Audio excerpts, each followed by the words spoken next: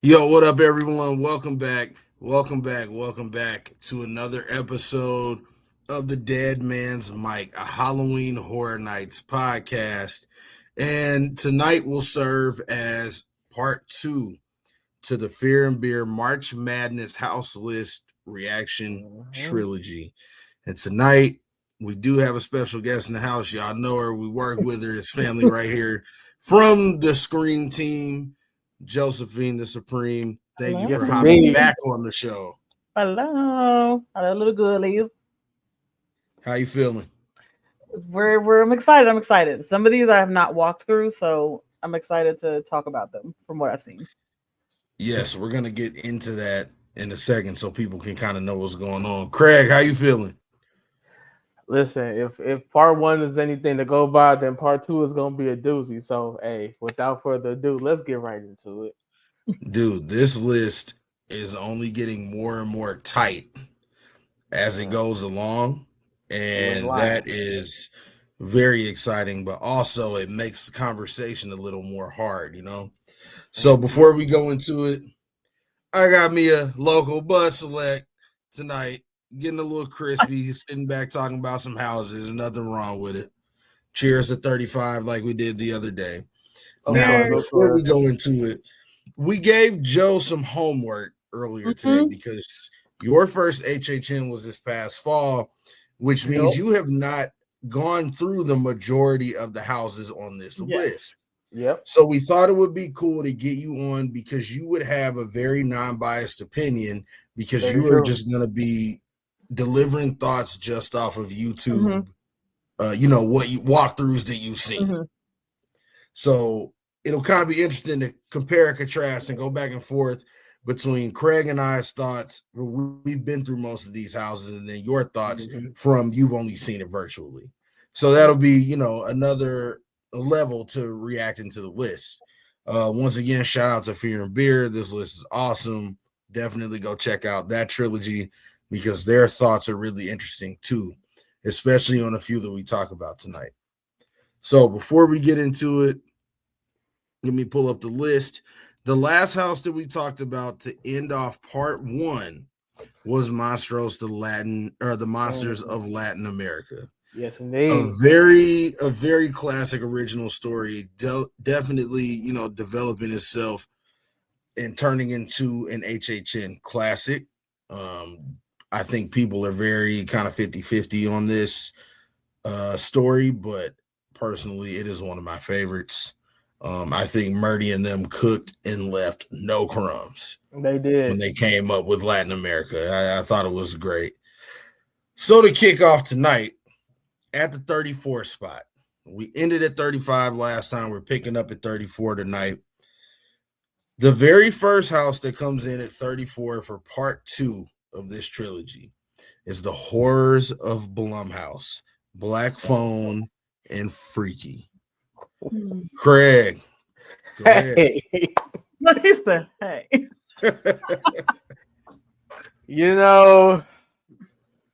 Maybe it's the love that people have for Blumhouse, which is very valid. Maybe it's the love for the Black Phone, which is it's really great. It's a good time. Freaky, not so much, but those houses in particular, they did take you through the various scenes and the various moments of each movie. Storyline wise, not like a greatest hits type deal, which I did appreciate, but to put it this high above Monstros and above A Quiet Place, that's just outrageous. So I mean, it was like the house was okay. It wasn't like it wasn't the best in the world, which is why I'm kind of like, sure, but that's just me though. That's just me though. Yeah. Joanna, what'd you think about the Horrors of Blumhouse? I think maybe too because I was on the tram last year. It's kind of like the same stuff we've seen. It's okay, just like Craig said, it's cool. Would I want to go through it as a separate run or another run? No, I thought it was just a little chaotic. And I know there's multiple things going on in the house, obviously, but I just think that was a little too chaotic for me. Yeah. I will say the Blumhouse properties tend to mash up a lot of their properties in one setting and try to really hone in on everything in one. Case in point, the Terror Tram at Hollywood the year before this past year. It was Blumhouse heavy, right? Like we had Megan, we had Happy Death Day, we had Freaky, we had Smile, everything was there. But once we got to the Purge section, it was just Purge more than everything else. So it didn't even out. You know what I'm saying? I'm saying that to piggyback on what you said about the chaotic piece. It just kind of gets a little wild. And also because we also attend HHN Hollywood, I think I'm personally just kind of overseeing the grabber every year. It just he was there cool, so much last year, which is his cool. His ass but is just out there every year. Like it just every year. At this point, he's an icon. Exactly, man. He might as well be up there with Chance and them at this point. Like that man, bring him back for every anniversary year, like whatever. Yeah, that's just kind of where I'm at with that one. But as for the house in Orlando, that one just kind of lived in the shadows of some of the other houses that year. It was in the Fast and Furious line, which you really hate. That's the one Jason was in, right? Yep. Okay. That is the one. I feel like Jason is the first time that's been used effectively. I think it was actually used effectively for Major Suites as well. But other than those two, that area for a house for me is always the cars threw me. The cars would throw you off. The cars threw me off at first when we was going into Jason. I ain't gonna lie. I was like, what? Why are we? Yeah, it definitely throws off the theming piece for sure. But, yeah. Yeah, that house for me just kind of lived in the shadow of some other houses. It was hard for me to think about that one when we had Halloween, we had Legends Collide, The Weekend, Descendants of Destruction, Dead Man's Spirit. That lineup was so stacked that like nobody, like other than this house making this list, you don't even hear people talking about that specific house. Nope. Like that house is just shadow banned. It just doesn't get talked about. So that's probably why I was tucked in that back corner, because they knew. Yeah, exactly. They kind of knew what was going to happen there with that property. So that's kind of where I'm at with that one. Now 33 is going to be interesting. We all went through this house, so opinions should be interesting here. At the 33 spot, Ghouliecon, Monsters of the North, coming in at 33. It was such a good house. It was such a good house. I thought that it was going to be cheesy. I thought that it was going to be cheesy as hell, but it actually was not. First off, they did the creatures so well. They did not do them gimmicky. Yeah. I thought that it was just going to be them just kind of running around like the Yeti, which I'm sorry, I hated the Yeti, but we're going down the line on that. I think that was the stupidest shit. How are you gonna tell me there's no, but I really loved Ghouliecon. It gave me Blair Witch vibes, and that is one of my favorite movies, like my actual favorite movies. I loved. It was so good. I would love to go back through it. That symbol actually reminded me of the Blair Witch symbol. It was pretty much the Blair Witch symbol. I was like. You said that as soon as we went in there. I remember you literally said that in the line. It was like, that's Blair Witch. Blair Witch. Dude, it was such a cool house. I absolutely love the way that they used the space in that tent. When you walked in there, it was so well done. They were able to, the path just did a lot of this and a lot. It wasn't just this. It wasn't a zigzag. You went all over the place. You went under things. You went over things. Like, it made you feel like you were really in the trail with the creatures. Yeah, absolutely. Absolutely. And you were able to see stuff in the house that was coming from a mile away, but it still took you a while to get there. Not to mention you go through the belly of the beast or the tribal drum beat at the beginning. That beat was nasty at the beginning. That just sets the tone. And the fact that they just set the tone just by that alone just tells you the detail that went into that. Yeah, man. They also didn't overload it. They didn't overload it with creatures every 2 seconds. They were very intentional when they brought out everybody. That's true. And I really thought that it was gonna be like more of a winter style house, you know, something like. I mean, technically, it was like Northland, the Northland type. Yeah, deal. to me, it just gave more like deep Appalachian horror. That's kind of what I got from it. Yeah. Oh, it was very much backwoods. Maybe it's because I was expecting it to like snow. The artwork had me thinking that it was gonna snow for sure, and it was gonna be cold, and I thought it was gonna be cold too. I mean, it was a little breeze, but it wasn't like, had it been like more of a wind and like snow everywhere. I forgot that wasn't a tent. Yeah, I forgot that wasn't a whole ass tent. I forgot. That means they did what they were supposed to do, because you forgot there was in a tent. I thought that was I for real thought that was in a soundstage for some reason. And I would like to say the sprung tents are huge. It's a difference between the regular. It's the difference between the regular tent that they have in Hollywood and the sprung tents that they have in Orlando. You're right. Orlando got all that real estate to do a big sprung tent like that. Hollywood is they don't have that luxury, so they don't have that luxury. Yeah, that's why the complication and the detail of the houses are totally different. So, you know, and I also think, man, look, for real, the wait time for Ghouliecon tells you everything that you need to know about Ghouliecon. That wait was never lower than 85 minutes. Wasn't Fallout right next to it? Yep. Fallout was right next to it, constantly sitting at 30. That's what I'm saying. Because we always we were able to get in Fallout like that. Even Fallout, with Express, and if it was under 80, that would be like at the beginning of the night. Other than that, it did not go below 80 at all. Because I think everybody went there first as like the sleeper house to be like, let's just get this out of the way. And then everybody was like, oh shit, this is cool. I'm about to go back and do another run. Well, honestly, that's because of the strategy that's already out in the atmosphere, that it's always a strategy to start at the back and work your way up to the front. Because of course, because at the front, that's where all the banger houses, that's the houses that people come for. So of course, that's where they gonna go. And that's the first thing people see. So now everybody following that strategy of going to the back. So because if you caught Fallout at the right time, it might have said 30 and it was really like 10 or 15. It was almost a walk on. And it was essentially a walk on. But then you look over at Ghouliecon and that bitch was packed. Yeah. That's I mean, it was 90 saying something.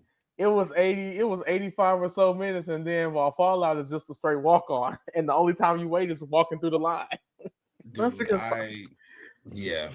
Fallout. Was Fallout in the first round yet? I just need to know if Fallout has that been mentioned. Fallout has been talked about. I'm pretty sure in the last. I think we did. Yeah, we talked about in the last episode. Jeez. So the 32 spot. Now this will be interesting, and I'm really interested in Craig's thoughts on this one for sure. Coming in at 32 was Beetlejuice. Now, if I'm not wrong, Beetlejuice was that right after COVID? Yes, it was. Okay, that's what I thought. And it was supposed to be during that anniversary year in 2020 as well. Right. So, Craig, what are your thoughts on that with Beetlejuice? You know, Beetlejuice, that did, for those who do not know, that did serve as essentially the comedy house of that year, which was great, because Beetlejuice he already doesn't take it, like the movie doesn't even doesn't take itself seriously. Beetlejuice don't even take itself seriously, so he's all about fun, he's all about joking, like and they follow that house followed the story beats of the movie too, and in HHN fashion, which was great. If you go back and watch it, it was great to me. For me to have experienced Beetlejuice for myself, it was a banger. I didn't think I didn't have like, you know, expectations going into it. I ain't had no high hopes or nothing, but you know, at the end of the day, it was great. I loved it. It's a cult classic, actually. So, Okay. Joanna, was this one that you watched a walkthrough of? Yes. And What'd you think?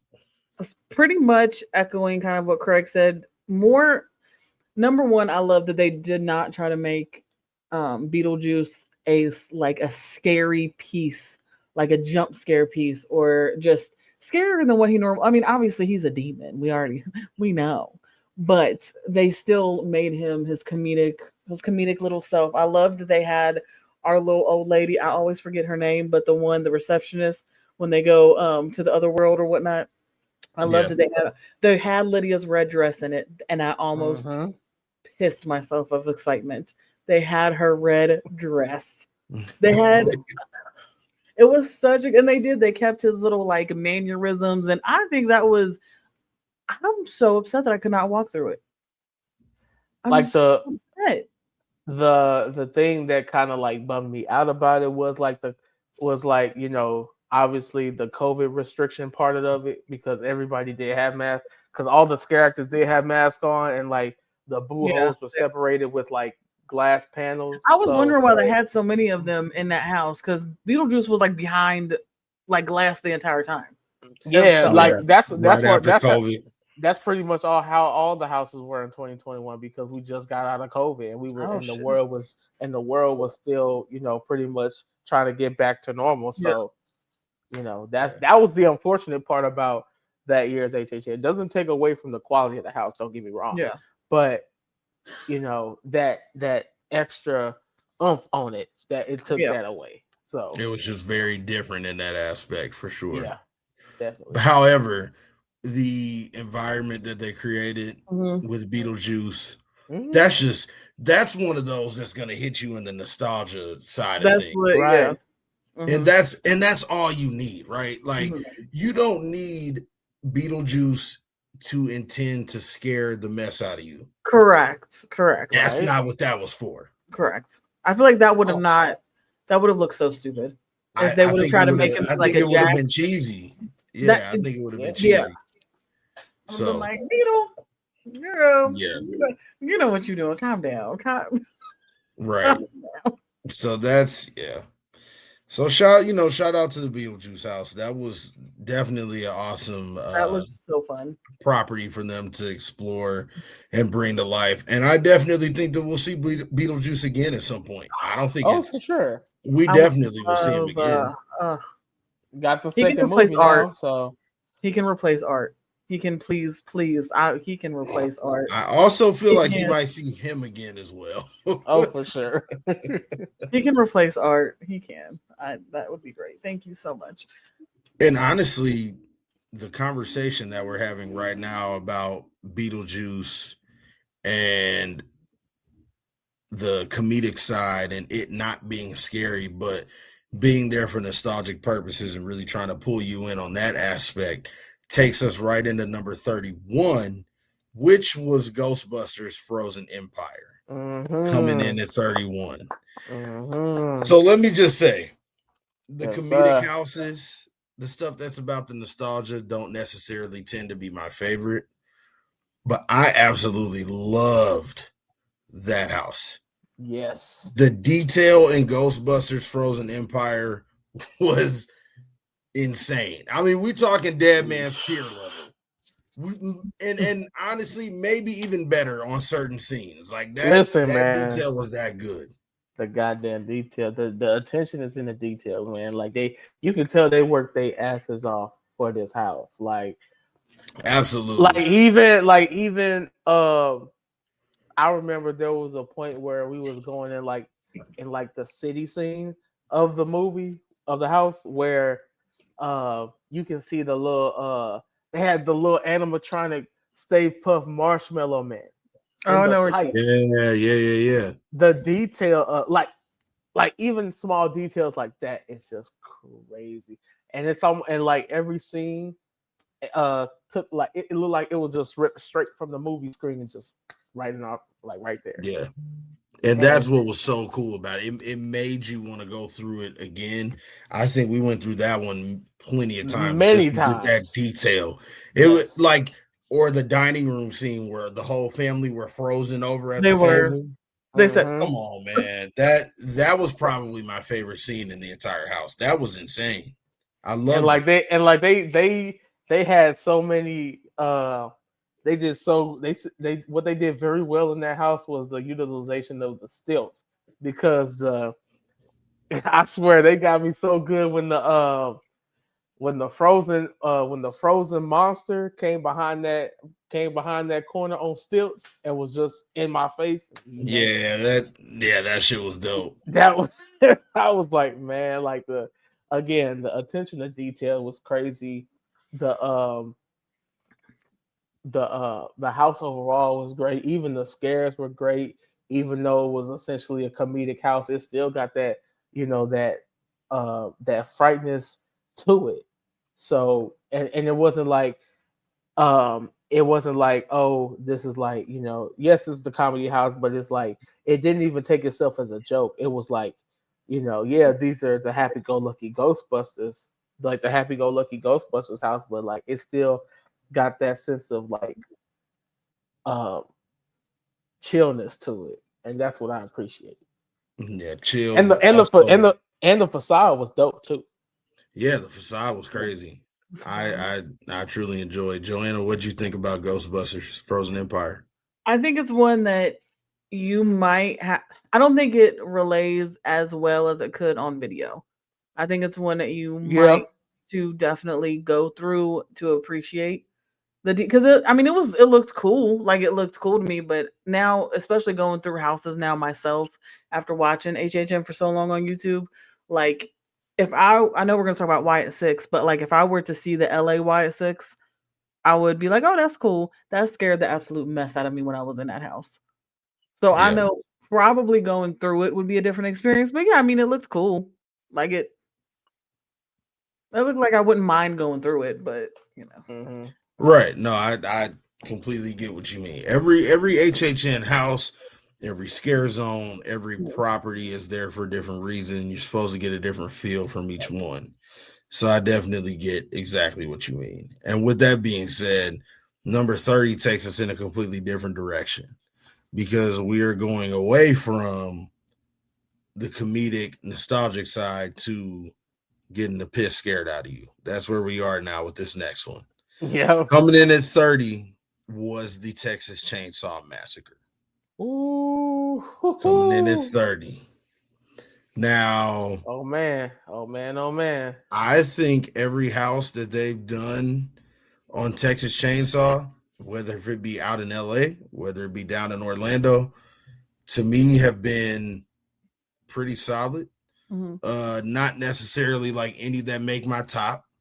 So I think this being at 30 is cool. It's kind of like middle of the pack. That's not bad. Yeah, I mean, I think Texas Chainsaw Massacre is pretty self-explanatory. Right. You know what I'm saying? You know what you're gonna get from that. It's just a matter of which movie they decide to build from the ground up. Yeah, it's almost like at this point when you do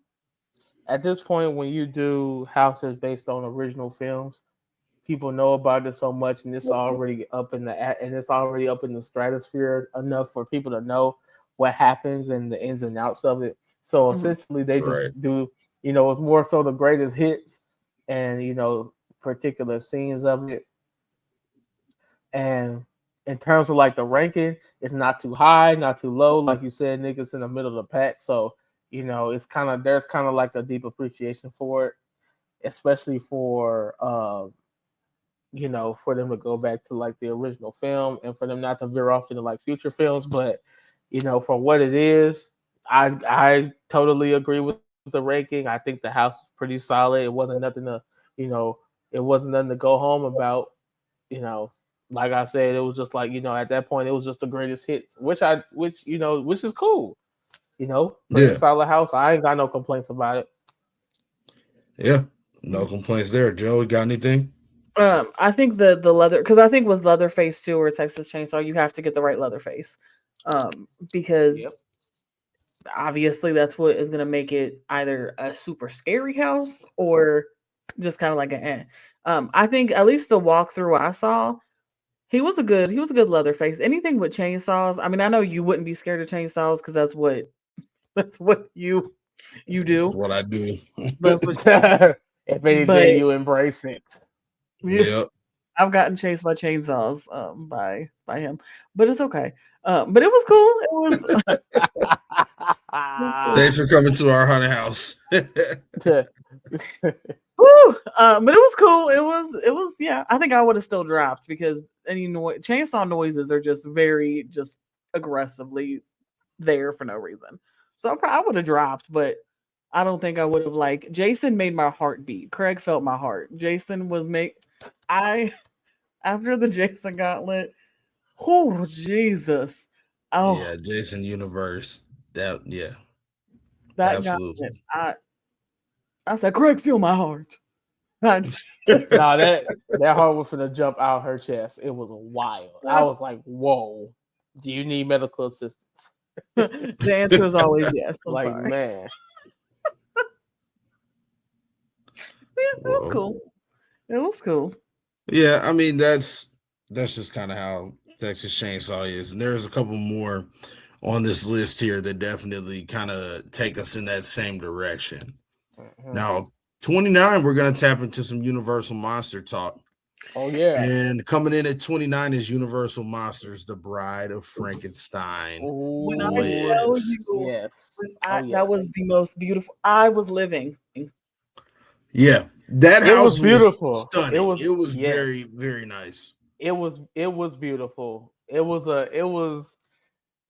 now it was during the 2021. It was the post-pandemic HHN. Don't get me wrong, but when I tell you, that could not have taken away from how gorgeous that house was, man.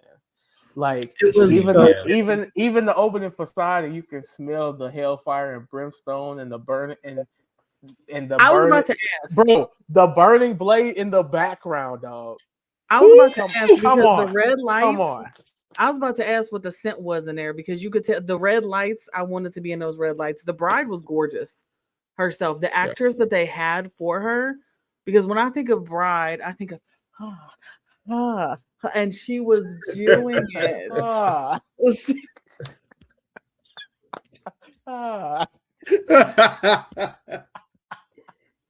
Man, that's true. She was. No, for real. And that was one of those houses where I'm hopping in line off the detail alone. I wasn't scared in that house, and at least I no. I would have been trying to take her home. I would have been I ran that house back the most that year. So yeah, it gave me very. And then fast forward to what we have at Epic now with Darkmoor. Oh, you literally seeing all of that come to life. Yeah, man. Let me tell you. So that The Bride of Frankenstein Lives, great house. I love it at the 29 spot. You got to think a list of 50 houses. I would agree, it's not. You want to put so many at number one, but some of them just can't go there. So this one being at 29, I think is okay. I was actually gonna say that. I think it'd be cool if some of these houses from the COVID era could get another chance. Because she had the masks on, right? Because she was in COVID. Because I think all the Yeah, they was. Yeah. Oh man, Gorgina, that was gorgeous. I love that house.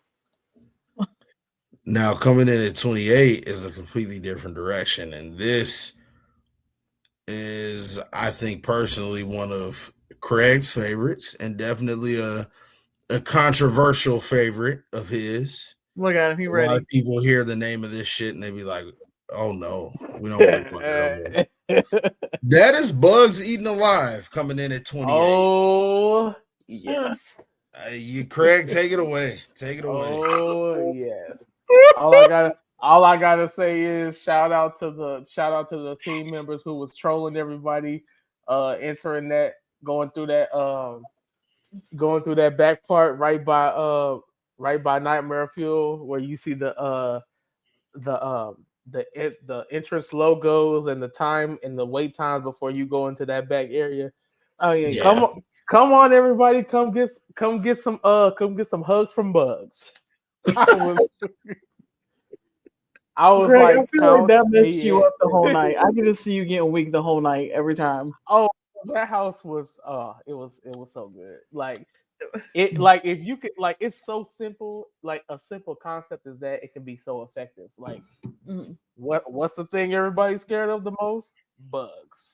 Like it, and like the way that it could just take a simple concept and just like go crazy with it. Like it's a simple concept. It's a throwback in like the 50s and 60s.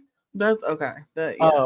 BuzzCon, the company behind the I forgot what the product was called, but basically it was like a repellent, like a bug right, spray. like a bug repellent or a spray or whatever.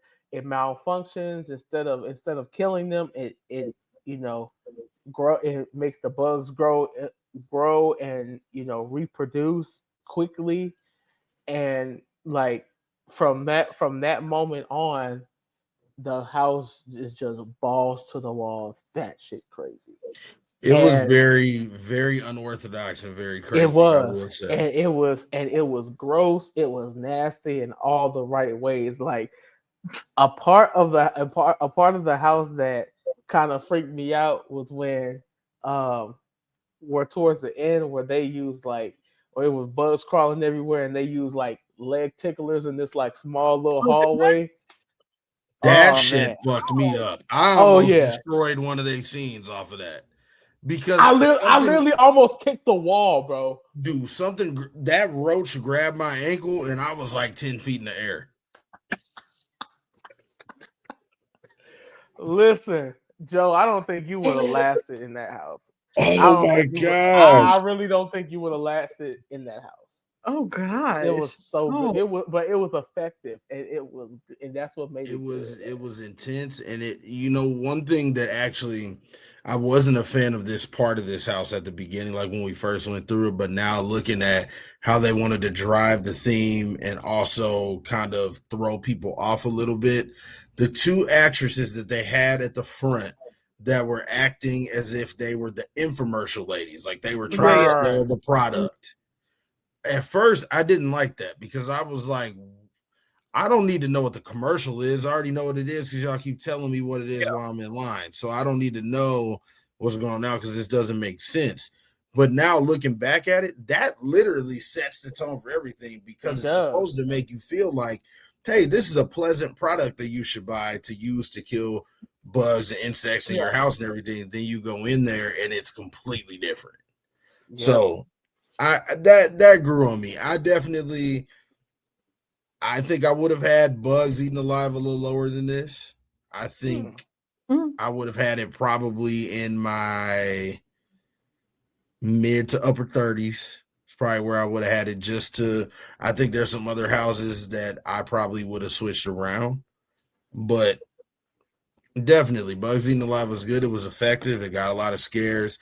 And it definitely is one from that year that, it's still getting talked about. And we've always said originals from 31 had a really hard time of being talked about because they live in the shadow of some of the banger IPs from that year. Yeah. So Bugs Eaten Alive is kind of standing on its own. So I think that's a good thing. So y'all ready for 27? Let's get it. 27 is behind me on my wall. And that's HHN Icons Captured. Oh, yes. I was a little confused. I'm not going to lie. I was a little confused. Another banger from 2021 that they should bring back. I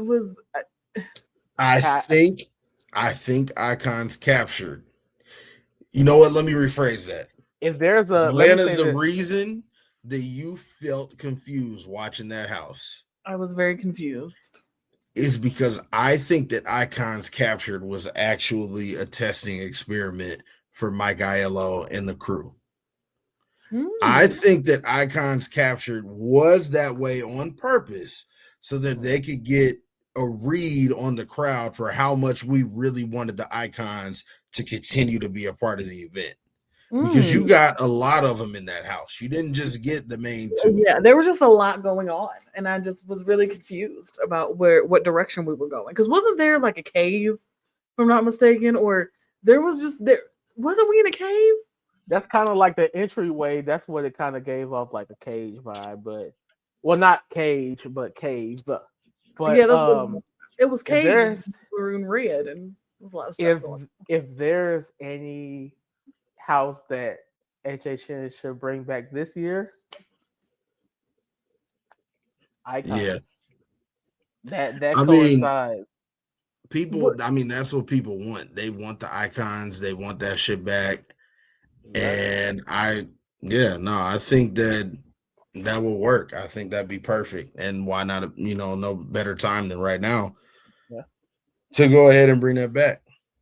So 27 spot, HHN Icons Captured. That is not a bad spot for that house. I think it definitely get another run, but maybe this time, like we know we're getting Jack and Oddfellow in a major way. Maybe if they ran that back, they could focus on like 2 different icons so they can get some shine or something like that. I'll be down with that. That's just kind of how I feel about that. And I totally agree with the spot. Yeah, absolutely. Now at 26, we're gonna go back to HHN 31 and talk about the opposite of Hell Block Horror, the one that I said in the first part of the trilogy that I felt like I always got them confused. That is Descendants of Destruction, landing at 26. Let's just start the conversation with this. Go ahead. Descendants of Destruction was a banger. That was a banger. It was. Listen, and again, with a simple concept, a dystopian future where people live in the tunnels of New York, and they just become cannibals. But it was so balls to the wall action and intensity, and what made it so intense was that I think the areas and the walkways were crammed on purpose. So bro, come on, bro. I'll say it did look like it. It looked like he was walking and it was dark in there, and it felt like you was actually in a subway system, in a sewer system too, bro. It was very narrow. I'll say it looked like the subway system idea, the detail in that, and the facade was crazy. That one was awesome, and I think I'm glad that Fear and Beer put Descendants of Destruction in the mid-20s, because this house does not get a whole lot of shine. Once again, I've really never heard of it until I looked at the list. Because what happened was 31 was so IP heavy, meaning the IPs that they had that year had so much of a grab on the community that I feel like some of those originals from that year are really forgotten about. Minus Dead Man's Pier. And that's unfortunate. And it's unfortunate, but listen, bro, like they was in a bag that year with them originals, and Descendants of Destruction is a major part in that, because man, 10s across the board, everything. Yeah. The detail, the insane sound effects, it just sounded like you were going through an absolute, like war zone kind of situation. Basically. Yeah. It was almost like a condensed version of Mad Max Fury Road. Yeah. That was a good one, man. Descendants of Destruction at the 26th spot. Definitely not a bad spot for it, for sure. I kind of feel like it's kind of on the lines of like what's that from Hollywood? Death Valley, Dead Exposure, where nobody really talks about it, but the people that went through it, they know. That one, like, it packed a serious punch. It packed a serious punch. It did. So coming in at 25, we are at the halfway point into the 20s. And Craig, you will be able to talk about this first because this is your shit. WWE presents the horrors of the Wyatt Six coming in at 25. Listen, man. I'm not mad at 25. I'm not mad at it. Listen. I was crying when I left this house, bro. Like, for the first time and the last time, because you can really tell that this was a passion project for the whole team. Even Mike Aiello said it himself, because they're all vivid wrestling fans, and believe it or not, before his passing, Bray Wyatt did approach Mike and the team about doing an HHN house, years before, and by some divine intervention, it actually happened this past year. And the detail and the amount of love and effort that was put into this, and you can tell, you can literally tell, and the way that this was like so low on terms of hype on some people's list, and then by the time HHN was over, it was one of them ones for them. I mean, I already knew that it was gonna be a banger. It was gonna be my favorite house, period. No matter what anybody says. Because the fact that it exceeded my greatest expectations and then some. Yeah, that's kid. Well, also, like me not knowing, I'm not gonna say not knowing anything about WWE, but definitely not being a fan. You know what I'm saying? Like, I don't watch wrestling all the time. When it was announced, I wasn't even disappointed, but I was just more or less like, how? Like, how do you tie wrestling in? Because I know I'm thinking from a standpoint of what I see on TV when I have watched wrestling. I know what Friday Night SmackDown looks like. I know what Monday Night Raw looks like. But I'm like, okay, how do they make this a haunted house? Not realizing the Wyatt Six have an entire backstory that is horror.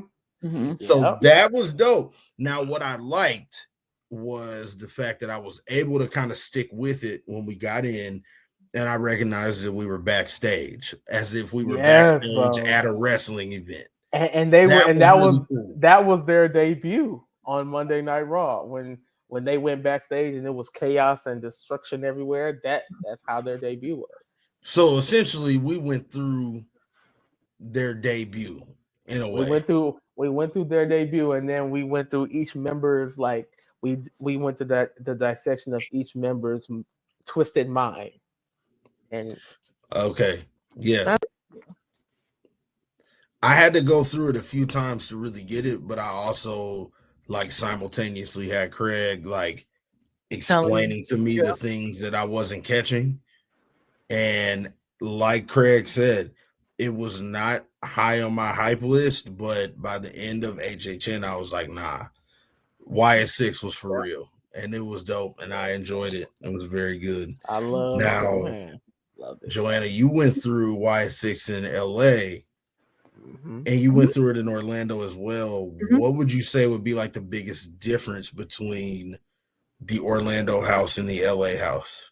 LA, we went through the cabin, and we were definitely more in the backwoods.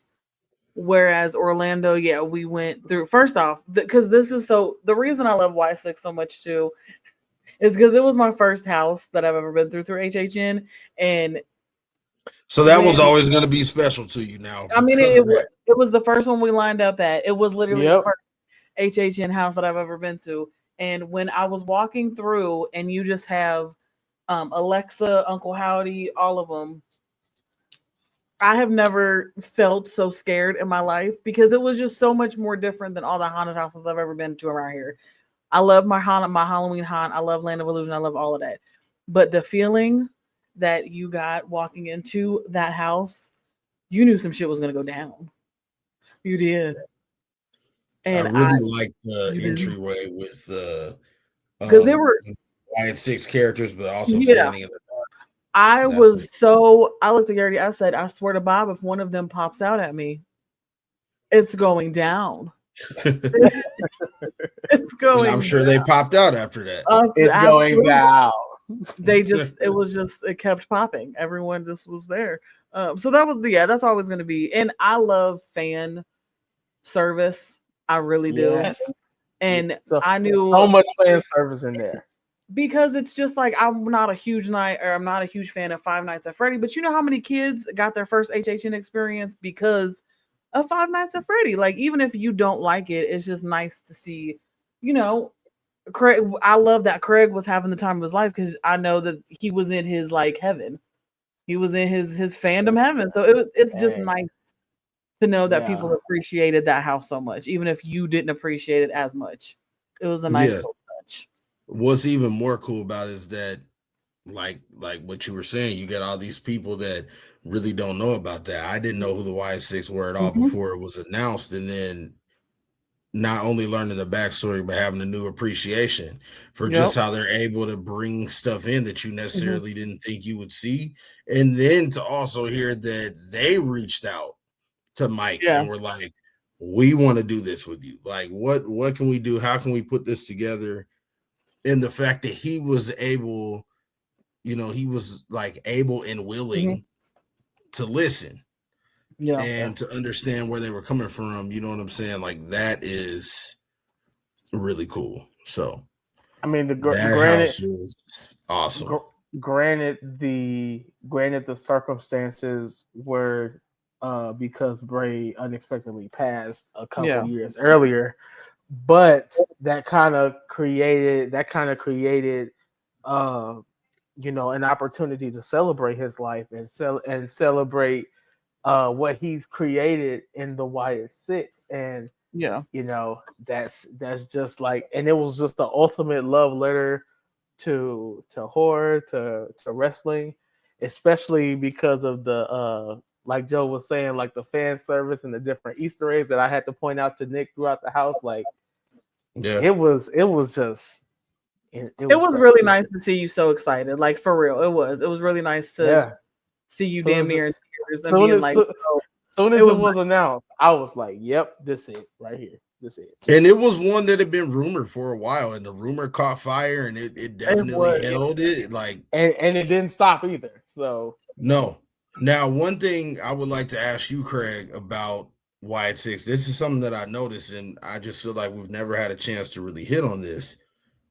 But I feel like out of all of the big IPs right there by each other, I feel like the Wyatt Six actually had manageable wait times for the most part.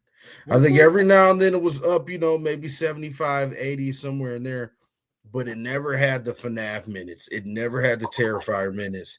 Do you have an opinion or a thought on why that might have been what it was? Because that house was a banger, but I do feel like it just wasn't producing the same amount of wait time that the others were. Well, honestly, I think it's because it was around it was around Terrifier and FNAF. I almost think it didn't like the wait times were consistent, like you said, don't get me wrong, but I think that it was that the wait times didn't really go up all the way was because it was sandwiched quite literally in between FNAF and Terrifier, because everybody wanted to flock to those houses. Not to say that nobody didn't like Wyatt Six, but I mean, everybody were more excited about the Terrifier and FNAF. So again, not to say that the house wasn't good or anything, not to say nobody liked those house like that, Horrors of the Wyatt Six, but you have those two grand IPs that pretty much brung a whole lot of majority of the people into HHN last year. It's like, it's almost like quintessentially when you go into the front lot part of studios where those big IPs normally are, not too many people are thinking about Horrors of the YS6. They're thinking about Terrifier and FNAF. So right, it's almost like YS6 was a house that people did after those two. Yeah. No, I definitely can see that, and I hope that many people went and gave the YS6 a chance, because I feel like I would have fallen in that category of people that may or may not have given that a chance due to like LRTista being around the corner, or Jason Universe, other houses that I wanted to see more than that. But no, the YS6 was dope, and I'm hoping to find a shirt on eBay or something, because I don't want to not have any memorabilia behind that. So the Wyatt 6 coming in at what number was that? That was 25. So coming in at 24 is another property that a lot of people were kind of confused on, including myself. I take full honesty, not sure how it was going to turn out. And then it turned out to be amazing. And that is the Weekend After Hours Nightmare coming in at 24. Oh man. How do we want to do this, man? Ain't nothing else. Hey, listen, ain't nothing else to be said about After Hours Nightmare. It's you know what it is. Like, how about Nick? You go first, bro. Go ahead. You know what? I think that I went through it not knowing After Hours in full. I went through it knowing the singles, but not everything else that came with it. And once you go through that album and listen to everything and really understand the story that it does tell, that house was After Hours in a nutshell. That house was going into a high, I don't know the word that I'm looking for, kind of like pressuring environment of just temptation and fear and addiction and all these different things going on, and trying to survive being this person that's looked at just for your image on the outside, but not who you actually are. Because that's what After Hours is about. It's about the rise to fame, and also how horrible it is on the backside of being a well-known figure. So once I went back and listened to After Hours, because I already had a blast. And one of my favorite memories from that event is just the music banging in the queue line. It was a concert. Yep, it was a whole concert. It was a whole vibe, man. Everybody was jamming, and that was the year that Don FM came out, so they were funneling some of that music in there too. So that was on point. It was really cool, and I'm glad to say that we were able to go through Nightmare Trilogy in LA, and I hope that the Weekend can come back to Orlando at some point, because I think the trilogy is complete now. It's actually complete, and we need to see Summer Hurry Up tomorrow. So that's where I am with that. I love Weekend After Hours Nightmare. It will always be one of, if not my favorite HHN house, like ever. I'm serious. It's gonna take a lot to beat that one for me. So yeah, like what cannot be said about After Hours Nightmare that hasn't already been said? It's a banger. It's a banger house. It like, you know, not even mentioning like the Weekend and, you know, his music and, like, you know, his creative mind, but the house in itself was just a banger. Like, to this day, I think about that facade and the music, you know, throughout the lines, the whole vibe, a whole party. Everybody was singing and dancing. Like, it was a whole vibe. Like, literally how the Vamp 69 Scare Zone was, how everybody was. Like, it was literally the same vibes in the line. Like, and then there was lights everywhere, like speakers blasting. Come on. Dude, What more can you ask? It was amazing. What more can you ask for? And not only that, but then if you go out to Hollywood, they had the Weekend playing on the speakers going down to the lower lot, like going down the escalators. They had them playing in the bar, the Weekend Nightmare Trilogy bar. Man, the Nightmare Trilogy bar, though. Man. His music is HHN. like if you follow Dead Man's Mike, you know we use his music on a lot of our posts related to HHN because it's special to us. Like we love the music, but the shit is special to us. Is why we use it, you know. So long live After Hours Nightmare. Would do anything to go through that house again. So cool, so cool. Like I thought that house was gonna be absolutely terrible. Like if I could go back and find my tweets from when they announced that, I think I was like, "Are you serious?" Nah. It makes me excited for Gaga. Man. It makes me feel like if they did the week. Now I wasn't obviously I wasn't there that year. But y'all FaceTime me enough that week that I was there. So, but it makes me feel like if they can do that, I'm ready for Gaga. I am. I'm ready. And do you see why we push Lady Gaga? Because because what happened was there was this trend that came after The Weeknd had his house where everybody was like, oh, well, this artist would be great. This artist would be great. And this person and that person. It's like, nah, it's got to make sense. The reason The Weeknd made sense is because he made an album that was very dark at the right time. It was literally being at the right place at the right time. Yeah. Because I don't know if you know this, but Billie Eilish was supposed to be the music house that year. I love it. Wasn't even supposed to be The Weeknd. Yep. It really wasn't. That was just like a backup plan, honestly. Yeah, it was supposed to be Billie Eilish, and then she said no. She said no, and why. then because her image, what she was trying to be in the music industry, wasn't that anymore. She didn't want to be dark, gothic kind of aesthetically anymore. So she turned down HHN. Which is and they called The Weeknd, and apparently he had always wanted to have a house at Horror Nights anyway. Yep, exactly. Hey, right place, right time. Out.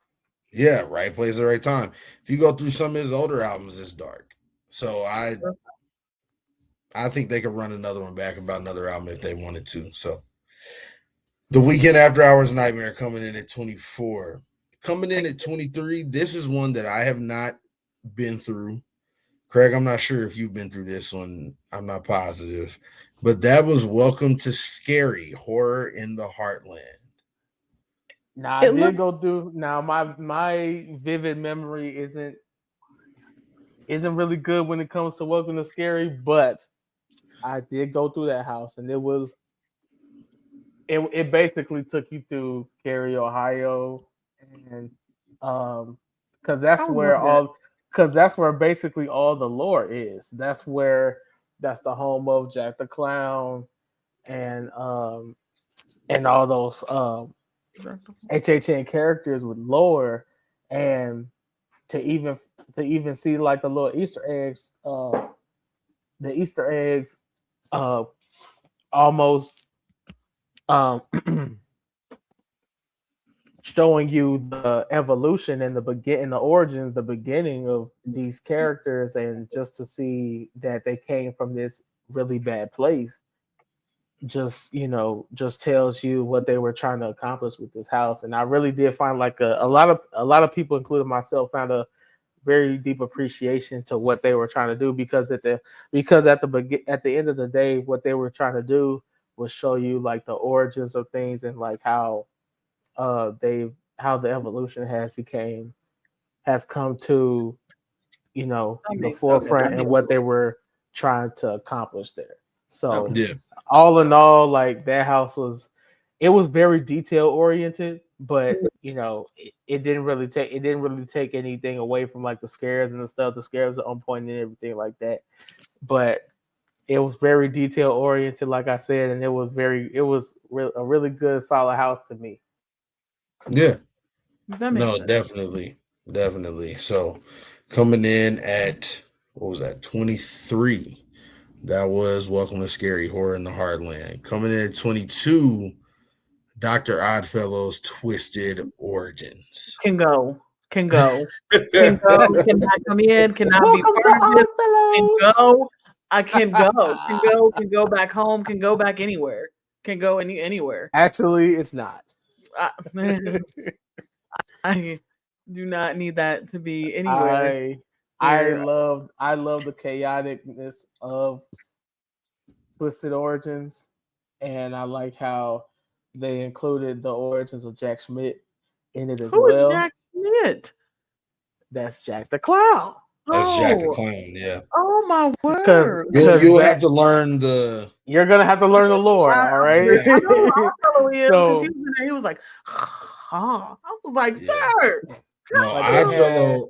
My favorite thing about Twisted Origins, for one, the detail, awesome, really cool house, looked really good, but also the fact that HHN, what was that? That was 33, was the year of Oddfellow, and he talked his shit. Like he was everywhere around the park talking his shit, and it was so cool that they really built a year dedicated to Dr. Oddfellow. I'm really glad that he's coming back, and I'm also wondering, is his character going to evolve this year? You know what I'm saying? Is this going to be the same Oddfellow we saw in 33, or is this going to be an enhanced version? Who knows? But I definitely think that he will be very creepy and will be around the park for sure. And he's got powers, right? Like he's got powers. Yes, Oddfellow has powers, yeah. And the clown is just a clown. He's just running around. He's a murderous clown. But he is a clown. But can I, like, is he a human? Can I kill him? Oh no. No, he's immortal. So and the thing is, when Oddfellow was killing him and putting him in that box, Jack will scratch, like that's why Oddfellow has those scratches all over his face, because Jack they can beat him for real. And Oddfellow's blood dripped into Jack's body somehow, and that's how he got that immortal power. Oh, I did not know that. Lord, I did not know for real. I did not know that. Okay.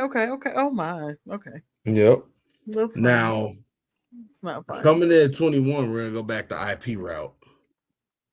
That is Halloween from HHN 31. Yes. I like that one. Yes, I think Michael is scary. He just looked cool. The house is cool. Michael doesn't have to do much though. That's the thing. Michael ain't got to do nothing. He just go stand there, and just be like, "I'm Michael Myers, bitch."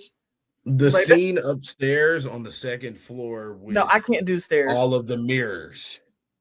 Mm-hmm. That was really cool. Going through the bedroom scene, that was really cool.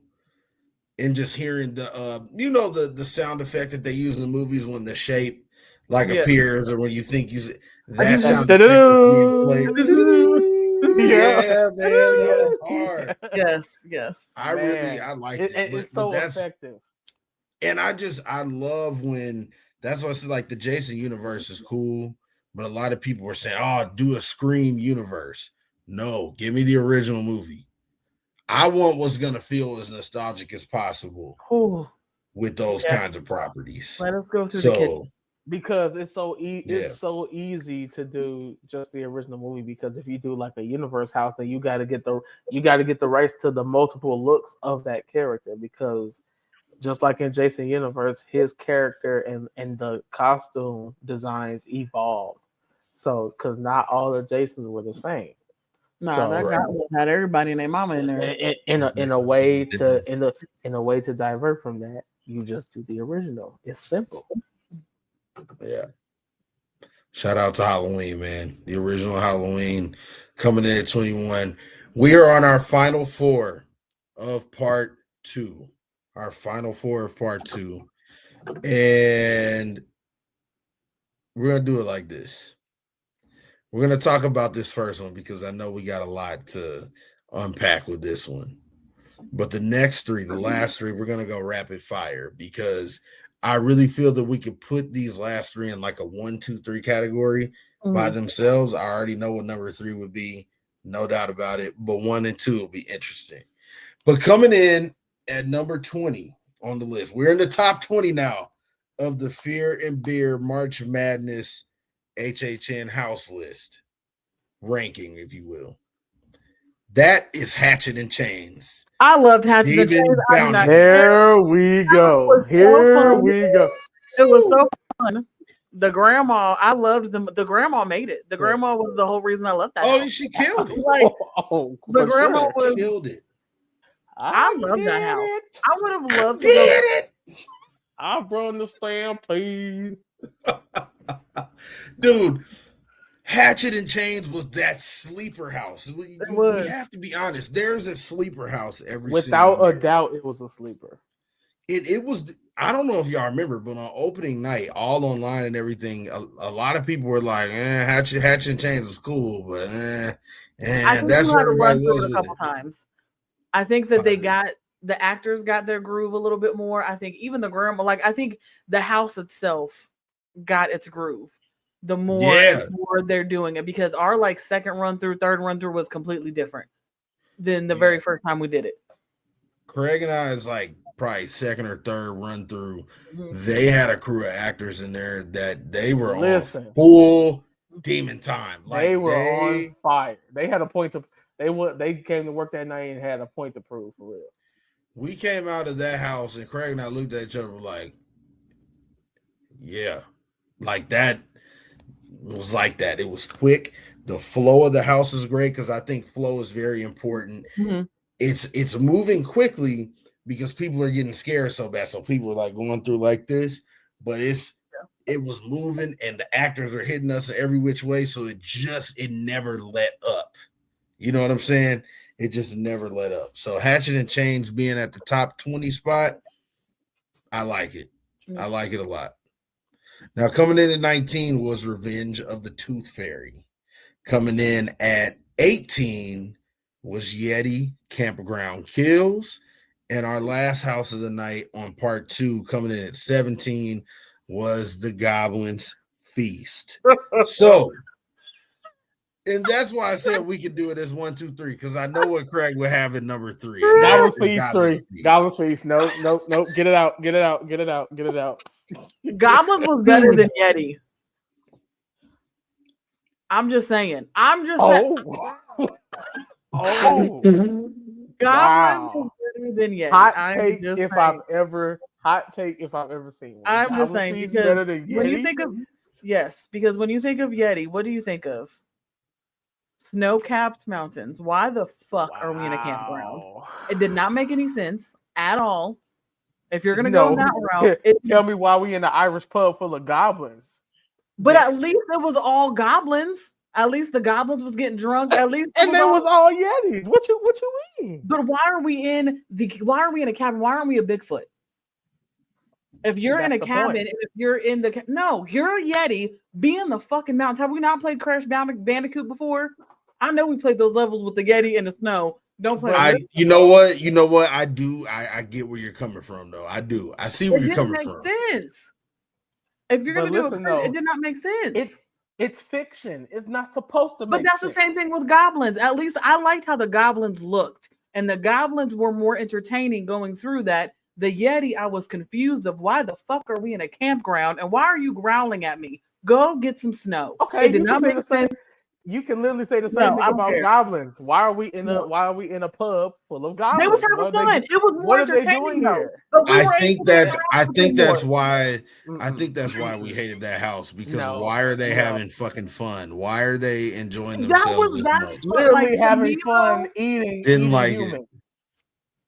Like, but why is the Yeti didn't even do anything though?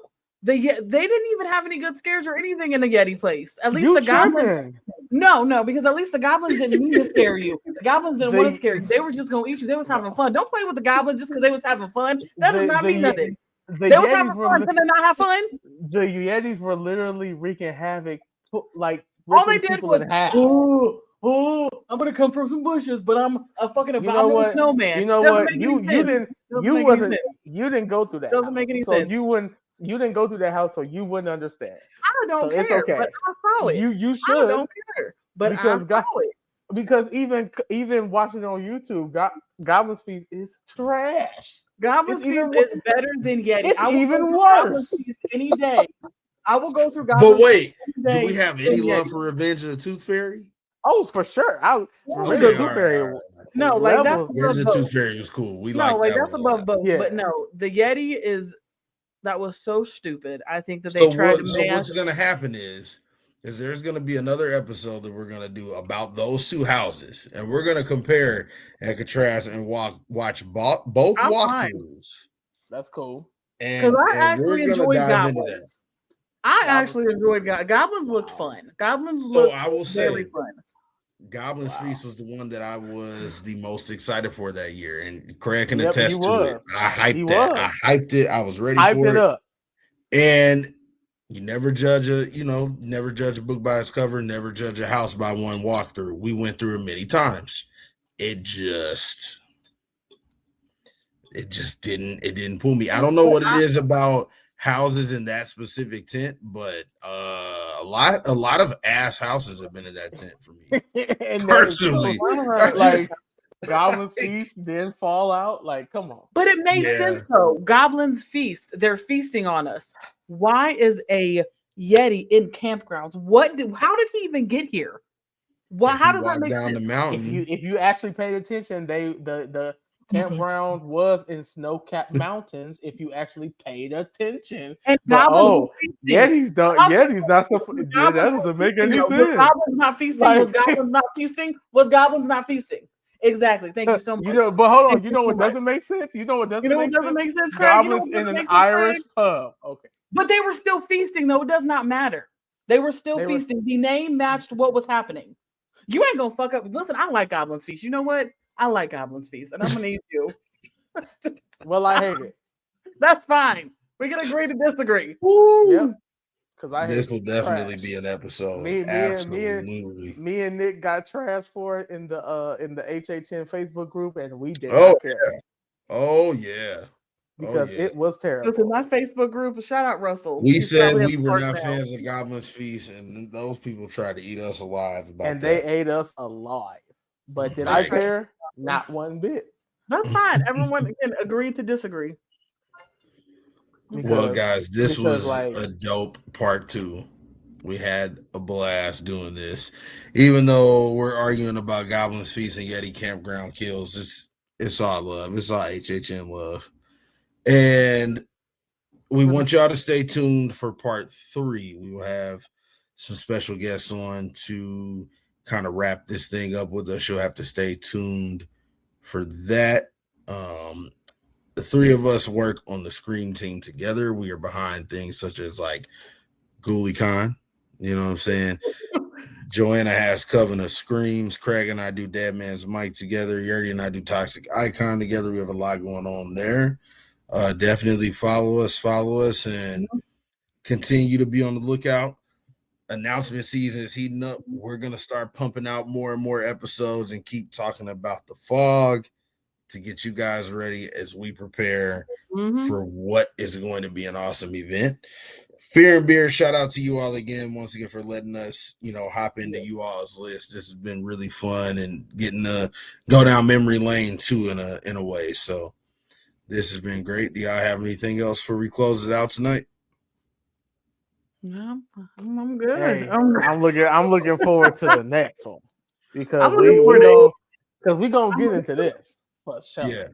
Yeah. No, I definitely can't wait.